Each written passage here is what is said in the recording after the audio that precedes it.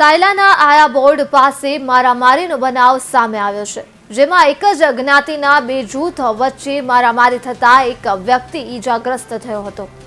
ઈજાગ્રસ્તનું નામ કાળુભાઈ હોવાનું સામે આવ્યું છે। તેમને માથાના ભાગે ગંભીર ઈજા પહોંચતા જ સારવાર માટે હોસ્પિટલ ખસેડવામાં આવ્યા હતા। ઝાલાવાડ પંથકમાં જાણે પોલીસનો ડર ન રહ્યો હોય તેવું લાગી રહ્યું છે। फिल्मी ढबे मारामारीना दृश्यों सर्जाया અને ઈજાગ્રસ્તે તેની ઉપર ધાર્યા છરી અને પથ્થર સહિતના હથિયારો સાથે હુમલો કર્યાનું જણાવ્યું હતું।